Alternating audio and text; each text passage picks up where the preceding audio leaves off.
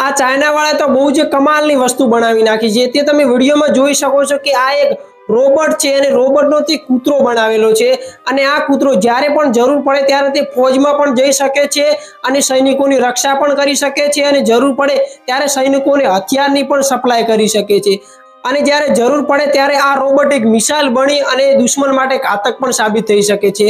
તો તમે આના પરથી અંદાજો લગાવી શકો છો કે ચાઇના ટેકનોલોજીની દુનિયામાં કેટલું આગળ વીતી ગયું છે।